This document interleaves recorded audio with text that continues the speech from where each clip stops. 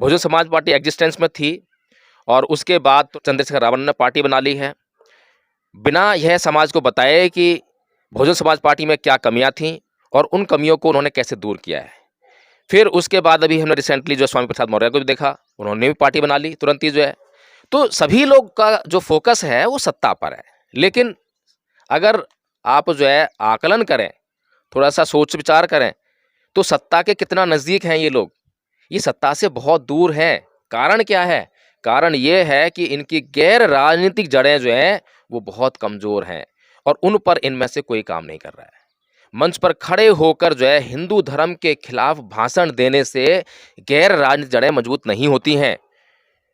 गैर राजनीतिक जड़ें मजबूत होंगी आपको जो है बुद्ध के धम्म, जो बाबा साहेब डॉक्टर भीमराव अम्बेडकर कहते हैं कि ब्राह्मणवाद और श्रमणवाद, तो आपको श्रमणवाद को समझना पड़ेगा, श्रमण संस्कृति के बारे में बताना पड़ेगा, श्रमण संस्कृति की तरफ लोगों को लेकर आना पड़ेगा, श्रमण संस्कृति के अंतर्गत लोगों को इकट्ठा करना पड़ेगा। तो नीलम जी, अगर इस देश में कोई भी बहुजन समाज का नेता, कोई भी बहुजन समाज का प्रोफेसर या कोई भी बुद्धिजीवी व्यक्ति अगर इस उद्देश्य में लगा है, सत्ता को प्राप्त करने के लिए अपनी गैर राजनीतिक जड़ों को मजबूत करने में लगा है, तो निसंदेह वो जो है परम पूज्य बाबा साहब डॉक्टर भीमराव अम्बेडकर के बनाए हुए निर्धारित किए गए उद्देश्य को पूरा करने में लगा हुआ है।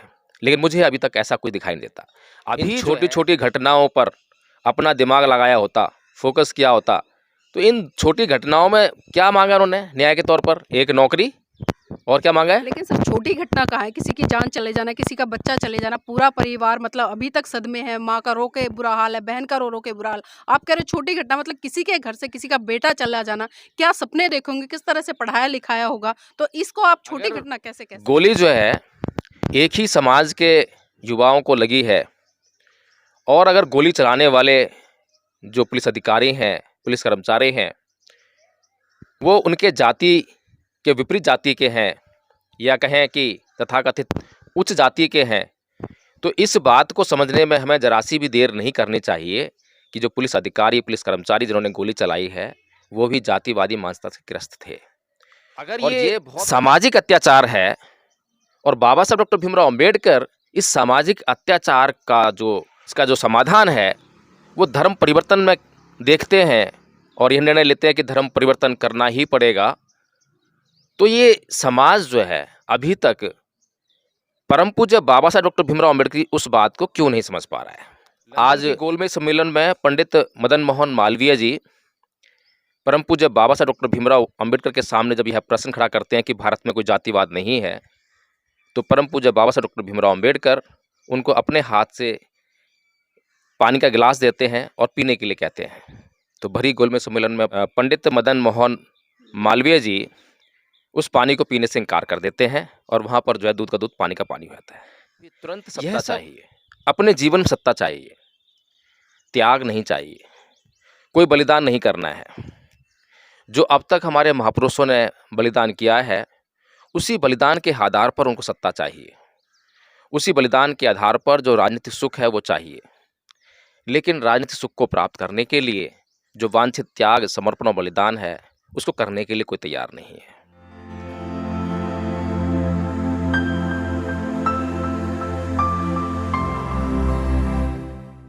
नमस्कार, आप देख रहे हैं एनबी न्यूज 24x7 नीलम बोध के साथ। साथियों, अभी कुछ दिन पहले उत्तर प्रदेश रामपुर सिलाई बड़ा गांव में एक ऐसी घटना घटी है जिसने की मानवता को शर्मसार कर दिया।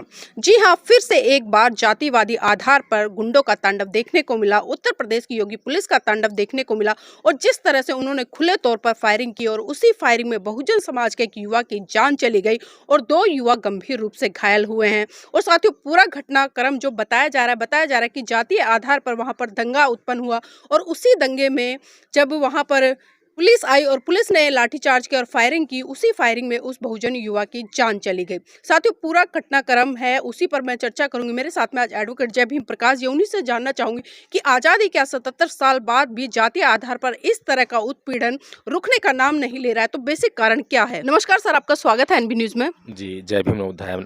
नीलम जी। जी, सर रामपुर में जिस तरह से बताया जा रहा है जो पूरा घटनाक्रम है वहाँ पर गाँव के बीच में एक खाली ज़मीन थी जो कि एक तालाब था। गाँव के लोगों ने उसमें मिट्टी भर के उसको समतल किया और जब उसको समतल कर दिया, साफ-सफाई कर दी तो वहाँ पर उन्होंने डॉक्टर अंबेडकर के नाम से एक बोर्ड लगाया और जब वो बोर्ड वहाँ पर लगा तो तथाकथित मनुवादी व्यवस्था के लोग वहाँ पर आए, उन्होंने लड़ाई-झगड़ा किया और उसी लड़ाई-झगड़े में जब वहाँ पर पुलिस पहुँची तो पुलिस की गोली का शिकार एक बहुजन समाज का युवा हो गया जिसका नाम सुमेश है, 10वीं क्लास का छात्र है, उम्र 17 साल बताई जा रही है। तो इस तरह की घटनाओं को किस तरह से देखते हैं? क्योंकि सर हम अक्सर कहते हैं कि जाति है कि जाति नहीं। जी, बहुत-बहुत धन्यवाद नीलम जी। और मैं इस घटनाक्रम को जो है आगामी चुनावों से जोड़कर देख रहा हूँ, क्योंकि चुनाव सर पर हैं और जो अब मुद्दों की राजनीति करने वाले लोग हैं, जी, हर एक घटना पर सड़कों पर आंदोलन करने वाले लोग हैं, वे भी चुनाव लड़ने का प्रयास करेंगे। तो उन लोगों को भटकाने के लिए कि जो मुख्य जो धारा चल रही वाली है देश में जो है चुनाव के लिए, चुनावी माहौल तैयार होगा, उस चुनावी मुद्दे से उनको भटकाने के लिए इस घटना को मुख्यतः शायद अंजाम दिया गया है, ऐसा मेरा मानना है। दूसरी बात यह है कि ये घटना किस प्रकार की है, इसका नेचर क्या है? क्या ये घटना एक परिवार के साथ घटित हुई घटना है? क्या एक परिवार के ऊपर हुआ अत्याचार है, एक व्यक्ति के ऊपर हुआ अत्याचार है, या फिर एक सामाजिक अत्याचार है?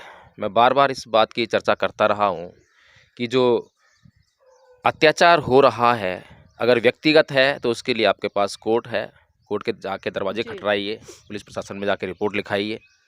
लेकिन अगर कोई घटना सामाजिक है, तो उसकी तह में जाकर, उसकी जड़ में जाकर उसका इलाज करना पड़ेगा, ताकि वह घटना जो है समाज के साथ में, समाज के किसी अन्य हिस्से में दोबारा से घटित ना हो।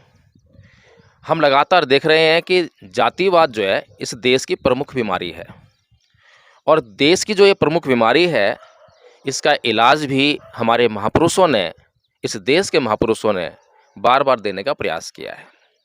लेकिन समस्या ये है कि इस देश में जो लोग मुद्दों की राजनीति करना चाहते हैं या राजनीति के द्वारा सत्ता प्राप्त करना चाहते हैं, वे लोग धैर्यवान नहीं हैं, सहनशील नहीं हैं। धैर्यवान और सहनशील ना होने के कारण और ऊपर से जो है मैं ये कहूँगा कि बुद्धिमान भी नहीं है। बुद्धिमान ना होने के कारण वो जो है एक अच्छी नीति जो है सत्ता को प्राप्त करने के लिए नहीं बना पा रहे हैं। उन्हें अभी इंस्टेंट रिलीफ चाहिए, अभी तुरंत सत्ता चाहिए, अपने जीवन में सत्ता चाहिए, त्याग नहीं चाहिए, कोई बलिदान नहीं करना है।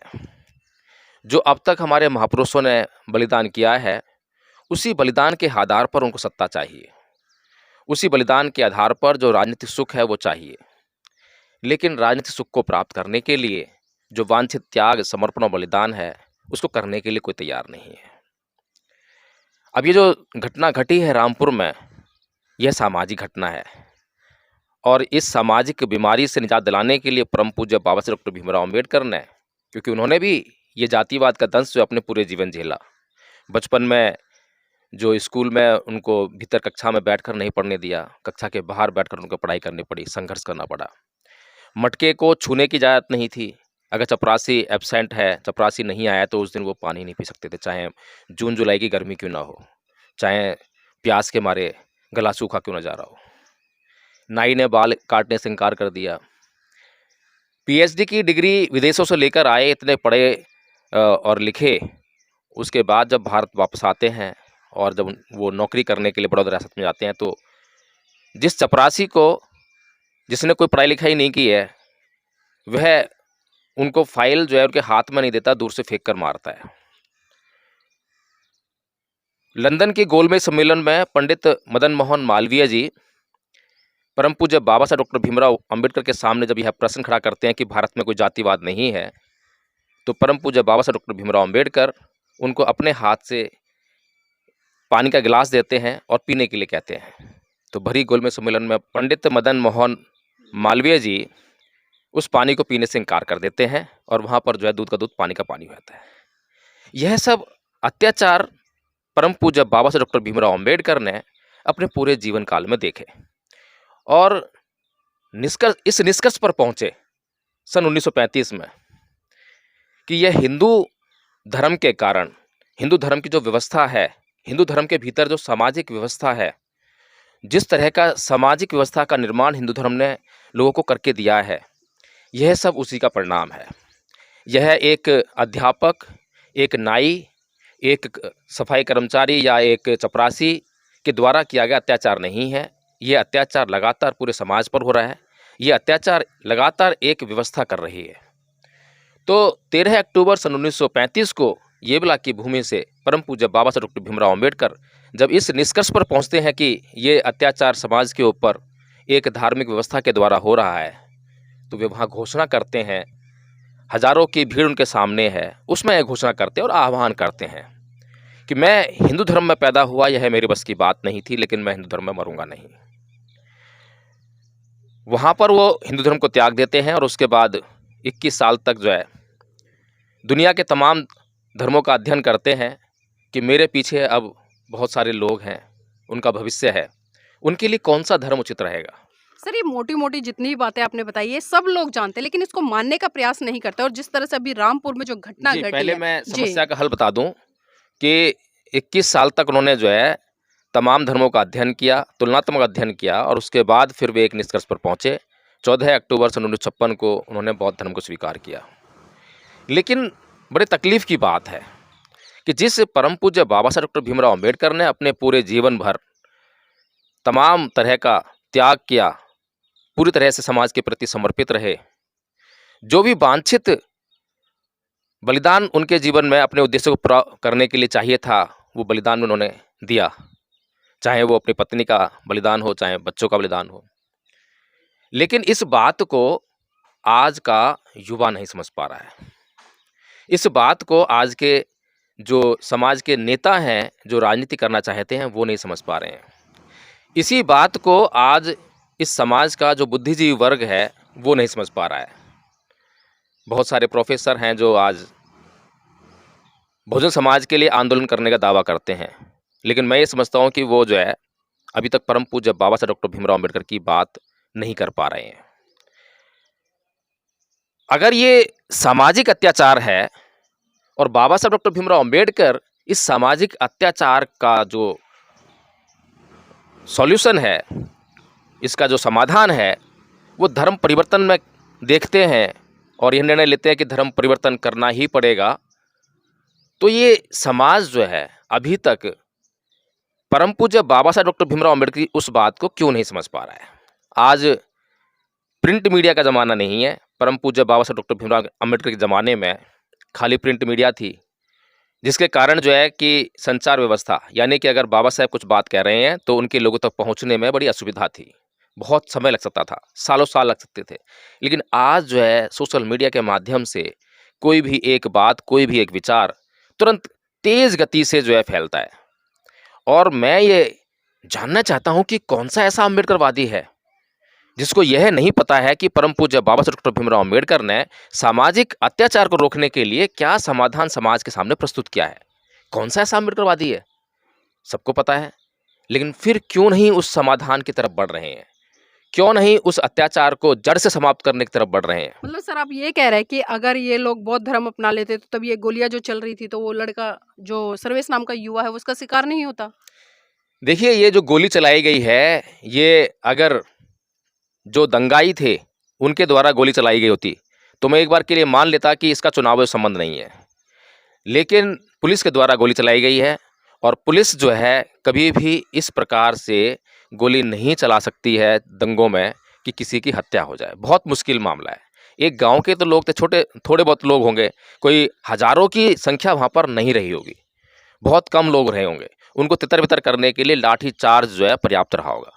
लेकिन लाठी चार्ज का इस्तेमाल केवल ना करके वहाँ पर गोली चलाना, और गोली भी जो है कई तरह की होती हैं, वो जो ऐसी गोलियां भी होती हैं जिससे कि इंजर्ड हो जाता है आदमी, मरता नहीं है। लेकिन सर, एक चीज और जो निकल के आ रही है, जो घटनाक्रम पूरा है कि गोली युवा को लगी है और उसकी मृत्यु हो गई और 2 युवा हैं, वो भी मतलब तीनों के तीनों बहुजन समाज के हैं, दलित समाज से आने वाले हैं। जी, मैं इसीलिए मैं बता रहा हूँ क्योंकि अगर गोली जो है एक ही समाज के युवाओं को लगी है और अगर गोली चलाने वाले जो पुलिस अधिकारी हैं, पुलिस कर्मचारी हैं, वो उनके जाति के विपरीत जाति के हैं, या कहें कि तथाकथित उच्च जाति के हैं, तो इस बात को समझने में हमें जरा सी भी देर नहीं करनी चाहिए कि जो पुलिस अधिकारी, पुलिस कर्मचारी जिन्होंने गोली चलाई है, वो भी जातिवादी मानसिकता से ग्रस्त थे। और ये बहुत बड़ी समस्या है नीलम जी। लोग बोलते हैं कि आज संविधान लागू हो गया है, समानता का अधिकार है, तो आप लोग भी समानता को बरतिए, आरक्षण को छोड़िए। अभी ये जो घटना को अंजाम दिया गया है, इसमें अगर पुलिस अधिकारी, पुलिस कर्मचारी जातिवादी मानसिकता से पीड़ित होकर जो है अपने कर्तव्य को भूलकर, न्याय को भूलकर अत्याचार करने के लिए उन्मुख हो जाता है, तो फिर हम इस देश की जो परिस्थितियां हैं उनसे क्या पता लगाएं कि इस देश की कैसी परिस्थितियां चल रही हैं। तो नीलम जी, सबसे जो बड़ी बात है वो हमें समझनी पड़ेगी कि चुनाव सर पर हैं और कुछ लोग जो हैं इस समाज को सत्ता दिलाने का, भरोसा दिलाने का प्रयास कर रहे हैं। अभी चुनावों में उतरने की बात कर रहे हैं, जैसे कि चंद्रशेखर रावण जो है वो अक्सर सड़कों की राजनीति करते हैं और अब ये घटना घटी है, इसके लिए भी आंदोलन करेंगे। इसमें गए हैं, वो घटनाक्रम पर गए, उन्होंने बड़ा प्रोटेस्ट किया है, सरकार से डिमांड भी किया और सर बता रहे हैं कि कुछ पुलिस अधिकारी को सस्पेंड भी कर दिया गया है। देखिए, मैं बार बार कहता आया हूं कि अगर हमारे महान पुरुषों ने इन छोटी छोटी घटनाओं पर अपना दिमाग लगाया होता, फोकस किया होता, तो इन छोटी घटनाओं में क्या मांगा उन्होंने न्याय के तौर पर? एक नौकरी, और क्या मांगा है? लेकिन सर छोटी घटना कहाँ है, किसी की जान चले जाना, किसी का बच्चा चले जाना, पूरा परिवार मतलब अभी तक सदमे है, माँ का रो के बुरा हाल है, बहन का रो रो के बुरा हाल। आप कह रहे छोटी घटना, मतलब किसी के घर से किसी का बेटा चला जाना, क्या सपने देखोगे, किस तरह से पढ़ाया लिखाया होगा, तो इसको आप छोटी घटना कैसे कह सकते हैं सर? ठीक है नीलम जी, मैं भी ये मानता हूँ कि छोटी घटना नहीं है। किसी व्यक्ति की मौत हो जाना कोई छोटी घटना नहीं है, मैं इस बात से इनकार नहीं कर रहा हूँ। लेकिन जिस उद्देश्य की मैं बात कर रहा हूँ, जो लक्ष्य है बहुजन समाज के लिए महान पुरुषों ने निर्धारित किया है, उसके सामने कितनी बड़ी घटना है, मैं ये पूछना चाहता हूँ। क्या बहुत बड़ी घटना है उस लक्ष्य के सामने? लेकिन सर अभी अगर इसी तरीके की 2-3 घटनाएं और अंजाम दे दी जाएं देश में दलितों के साथ में, तो दलित नेता कहाँ उलझेंगे? दलित नेता क्या न्याय की मांग करेंगे? मैं लगातार इस बात पे जोर देता रहा हूँ कि 1925 में आरएसएस की स्थापना हुई, लेकिन उनकी राजनीतिक पार्टी कब अस्तित्व में आ रही है? 1976-77 में आ रही है जनसंघ के रूप में। उससे पहले वो राजनीति सोच नहीं रहे हैं। उससे पहले जो है वो जो राजनीतिक दल कांग्रेस के रूप में विद्यमान है और तमाम दल हैं, वहाँ पर अपने लोगों को फिट कर रहे हैं, अपने मानसिकता के, अपने विचार के लोगों को वहाँ पे फिट कर रहे हैं। तो ये जो समाज है इसके अंदर धैर्य नहीं है, सहनशीलता नहीं है, प्लानिंग नहीं है, कोई योजना नहीं है, उस योजना पर जो है कोई काम करने की तैयारी नहीं है। अभी 2024 के चुनाव को कितना समय रह गया है और उसके लिए किस नेता ने क्या तैयारी की है? तो जो ये नए नए नेता लोग जो उभर कर आ रहे हैं, अभी प्रोफेसर लक्ष्मण यादव जी ने अपनी नौकरी खोई है और समाजवादी पार्टी से उनका ताना बाना शुरू हो गया है। तो ये लोग जो हैं दावा करते हैं कि बहुजन समाज के लिए इनके अंदर पीड़ा है, दर्द है और उनके लिए राजनीति करने जा रहे हैं। मैं ये पूछना चाहता हूँ कि इनमें से कौन सा नेता, कौन सा प्रोफेसर बहुजन समाज को सत्ता दिलाने का प्रयास कर रहा है? तो सर राजनीति में जाने में बुराई क्या है और आवाज़ उठाने, क्योंकि हम देख रहे हैं कि लगातार ये लोग बहुजन समाज की आवाज़ उठाते हैं और पार्टी में किसी में भी जाना वो उनका पर्सनल निजी वो है, लेकिन अब काम तो समाज के लिए कर रहे हैं ना, आवाज़ तो समाज के लिए उठा रहे हैं ना। नीलम जी, उद्देश्य क्या है? मैं तो उद्देश्य की बात कर रहा हूं। लोगों को जागरूक करना। ये कोई उद्देश्य नहीं है। तो जो बाबा साहेब का जो कोटेशन लोग बोलते हैं कि शिक्षित बनो, संगठित रहो, संघर्ष करो, और अंग्रेजी में बाबा साहेब ने कहा है कि एजुकेट, एगिटेट एंड ऑर्गेनाइज।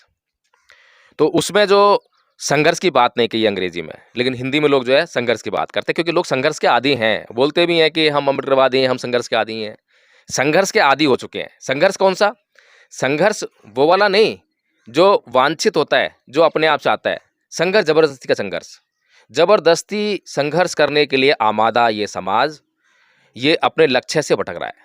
लक्ष्य होना चाहिए समाज के लिए इस देश में सत्ता प्राप्त करना, ये लक्ष्य होना चाहिए। बाबा साहेब ने भी लक्ष्य दिया है। बाबा साहेब ने कहा कि आपकी सभी समस्याओं की जो चाबी है, जो समाधान है, वो रानी सत्ता है। बाबा साहेब कहते हैं उसको प्राप्त करना ही होगा, ये आपका उद्देश्य होना चाहिए, क्योंकि आप अपनी समस्याओं की जितनी भी समस्याएं हैं, सभी समस्याओं का हल इस सत्ता से निकाल सकते हो। लेकिन बाबा साहब डॉक्टर भीमराव अम्बेडकर ने खाली इतना ही कहा होता तब भी ठीक था कि अपनी अपनी खिचड़ी पका रहे हैं लोग जो है। लेकिन बाबा साहब ने आगे चलकर ये भी कहा कि उसको प्राप्त करने के लिए हमें अपनी गैर राजनीतिक जड़ें मजबूत करनी पड़ेंगी। और गैर राजनीतिक जड़ें क्या हैं? वो है सांस्कृतिक आंदोलन। बाबा साहब कहते हैं कि इस देश में दो संस्कृतियों के बीच में युद्ध चल रहा है और जो उस युद्ध में विजेता होगा उसकी सत्ता होगी, उसका सब कुछ होगा, पूरा देश उसी का होने वाला है। आज ब्राह्मण संस्कृति उस युद्ध में जो है विजेता के तौर पर हमें दिखाई दे रही है। तो बताइए मुझे कि इस देश की कौन सी चीज़ उनके हाथ में नहीं है? शासन, प्रशासन, तमाम संसाधन आज जो है उस संस्कृति के हाथ में उनका कब्जा है और जिस प्रकार से चाहें वो उस प्रकार से यूज़ कर रहे हैं। तो नीलम जी, अगर इस देश में कोई भी बहुजन समाज का नेता, कोई भी बहुजन समाज का प्रोफेसर या कोई भी बुद्धिजीवी व्यक्ति अगर इस उद्देश्य में लगा है, सत्ता को प्राप्त करने के लिए अपनी गैर राजनीतिक जड़ों को मजबूत करने में लगा है, तो निसंदेह वो जो है परम पूज्य बाबा साहब डॉक्टर भीमराव अम्बेडकर के बनाए हुए निर्धारित किए गए उद्देश्य को पूरा करने में लगा हुआ है। लेकिन मुझे अभी तक ऐसा कोई दिखाई नहीं देता। अभी जो है पार्टी बनाने के लिए सबको जल्दी है। बहुजन समाज पार्टी एग्जिस्टेंस में थी और उसके बाद तुरंत ही जो है चंद्रशेखर रावण ने पार्टी बना ली है, बिना यह समाज को बताए कि बहुजन समाज पार्टी में क्या कमियां थीं और उन कमियों को उन्होंने कैसे दूर किया है। फिर उसके बाद अभी हमने रिसेंटली जो स्वामी प्रसाद मौर्य को भी देखा, उन्होंने भी पार्टी बना ली तुरंत ही जो है। तो सभी लोग का जो फोकस है वो सत्ता पर है। लेकिन अगर आप जो है आकलन करें, थोड़ा सा सोच विचार करें, तो सत्ता के कितना नज़दीक हैं ये लोग? ये सत्ता से बहुत दूर हैं। कारण क्या है? कारण ये है कि इनकी गैर राजनीतिक जड़ें जो हैं वो बहुत कमज़ोर हैं और उन पर इनमें से कोई काम नहीं कर रहा है। मंच पर खड़े होकर जो है हिंदू धर्म के खिलाफ भाषण देने से गैर राजनीतिक जड़ें मजबूत नहीं होती हैं। गैर राजनीतिक जड़ें मजबूत होंगी आपको जो है बुद्ध के धम्म, जो बाबा साहब डॉक्टर भीमराव अम्बेडकर कहते हैं कि ब्राह्मणवाद और श्रमणवाद, तो आपको श्रमणवाद को समझना पड़ेगा, श्रमण संस्कृति के बारे में बताना पड़ेगा, श्रमण संस्कृति की तरफ लोगों को लेकर आना पड़ेगा, श्रमण संस्कृति के अंतर्गत लोगों को इकट्ठा करना पड़ेगा। सर, आपने श्रमण संस्कृति की बात करी, बौद्ध धर्म की बात करी, तो जानना चाहूंगी राजनीति में, क्योंकि राजनीति में सर समाज का वोट चाहिए। अगर पर्टिकुलर कोई व्यक्ति एक धर्म का प्रतिनिधित्व करने वाला होगा और वो वोट मांगने जाएगा, क्योंकि भारत देश में हम बौद्धों की संख्या कितनी देख रहे हैं सर, तो आप खुद बताइए ना कि कहाँ से वो राजनीति में आएंगे पर्टिकुलर एक धर्म को लेकर। तो किसने कहा है कि आप राजनीति कीजिए? किसने कहा है, बताइए आप मुझे। नहीं, अभी आप कह रहे हैं ना। नहीं, मुझे ये बताइए कि आपने अगर गैर राजनीतिक जड़ों पर काम करना शुरू किया हो और आपने अपनी गैर राजनीतिक जड़ों को मजबूत करते हुए अपनी विचारधारा पर एक व्यक्ति को आपने जो है तैयार कर लिया, आपने एक व्यक्ति तैयार कर लिया और उस व्यक्ति को जो है आपने किसी भी पार्टी में फिट कर दिया, तो वो व्यक्ति जो है आपके लिए कुछ ना कुछ तो लाभ लेकर आएगा ना। लेकिन आपने अपनी एक पार्टी बनाई, जैसा कि बहुजन समाज पार्टी में आपने, ये एक बहुत बड़ा प्रैक्टिकल हुआ है इस देश में जो है। बहुजन समाज पार्टी अस्तित्व में आई, सत्ता में भी आई और उसके पास ब्राह्मण भी टिकट लेने के लिए आया, ठाकुर भी टिकट लेने के लिए आया, बनिए भी टिकट लेने के लिए आए और उन लोगों ने टिकट लेकर सत्ता भी हासिल की। सत्ता मतलब एमएलए बने, एमपी बने। तो उन्होंने जो है इस बहुजन समाज के लिए कितना काम किया, बताइए आप मुझे। उनका मिशन था इस पार्टी के माध्यम से अगर किसी क्षेत्र से सत्ता उनके पास आते, सत्ता का अंश उनके पास आता है, तो सत्ता का अंश प्राप्त करना, ये उनका लेकिन सर, जो चाहे अगर हम लोकसभा की बात करें, विधानसभा की बात करें, एक क्षेत्रफल के आधार पे होता है, तो उसमें जो भी काम आता है वो करते तो हैं वो लोग। देखिए, जो औपचारिक काम है तो करने पड़ेंगे। अब सड़क बनानी है, सड़क टूटी फूटी पड़ी है, वो तो सबके लिए बन रही है तो ना, वो नहीं है। लेकिन कुछ विशेष कार्य होते हैं, जैसे कि मैं अगर एक विशेष फंड की बात करूं, जो कि दलित समाज के लिए एक अलग से विशेष फंड होता है। जैसे कि दिल्ली के में बहुत आपने देखा होगा कि दलितों के लिए, SC ST OBC के लिए जो फंड है वो अलग से निर्धारित है SC STs के लिए। तो उस फंड को जो है सरकार लगातार जो है उन लोगों पर खर्च नहीं कर रही है, वो जो है किसी उसको डाइवर्ट करके किसी और अपने कामों में खर्च कर रही है। तो जो इस समण संस्कृति की विचारधारा का व्यक्ति आएगा, उसको जो तैयार होकर आएगा, तो वो व्यक्ति जो है उस फंड को वहीं पर लगाने का काम करे जहाँ के लिए निर्धारित है। तो कुल मिलाकर नीलम जी, हमें ये समझना पड़ेगा, इस समाज के बुद्धिजीवी समाज को ये समझना पड़ेगा कि जिस प्रकार से RSS ने बहुत धैर्य रखा, सहनशीलता दिखाई, 76-77 में पहली बार उन्होंने जो है एक राजनीतिक तौर पर कुछ तैयार किया और तब भी उन्होंने जो है ये नहीं होने दिया कि RSS का कुछ कनेक्शन है। 2014 तक वो मना करते रहे कि उनका जो है बीजेपी से कोई कनेक्शन है। तो इस तरह से जो है बहुत ही गंभीर होकर जो है एक कार्य करना पड़ता है, सांस्कृतिक अपनी जो विरासत है उसको खड़ा करना पड़ता है। जैसा माहौल हो उस माहौल में आप क्या कर सकते हैं उस पे फोकस करना पड़ता है और उसके ज़रिए जो है आपको जो है अपने लिए तैयारियां करनी पड़ती हैं। ऐसा नहीं है कि आज अगर हिंदू संस्कृति का यहाँ पर जो है माहौल बन गया है, ब्राह्मण संस्कृति का माहौल बन गया है तो ये समाप्त नहीं हो सकता। पूर्व में ये पूरा जम्बू द्वीप दूर दूर तक जो है बौद्ध धर्म से पर्याप्त मात्रा में यहाँ पर लोग थे और बौद्ध राष्ट्र था और ये पुनः बौद्ध राष्ट्र बन सकता है। लेकिन समस्या ये है कि जो हमारा बुद्धिजीवी वर्ग ही बौद्ध नहीं है, जो हमारे नेता लोग ही बौद्ध नहीं हैं और बौद्ध धर्म के नाम पर अगर उनके पास है तो औपचारिकताएं हैं, केवल नाम का परिवर्तन है, उनके पास कोई अध्ययन नहीं है। अगर उनसे पूछ लिया जाए कि बौद्ध धर्म के बारे में क्या जानकारी है आपके पास, तो कुछ नहीं है। स्वामी प्रसाद के मैंने बहुत सारे वीडियो देखे हैं, तो केवल हिंदू धर्म के खिलाफ बोलते हैं, वही बौद्ध धर्म है। हिंदू धर्म के खिलाफ बोलना ही बौद्ध धर्म हो गया है, ये एक सबसे बड़ी समस्या हमारे लिए हो गई है। तो हमें चाहिए कि जो हमारा बुद्धिजीवी वर्ग है वो बुद्ध के धर्म का गहन अध्ययन करके कुछ ऐसा सिस्टम तैयार करे जिससे कि लगातार लोगों को बौद्ध बनाया जा सके।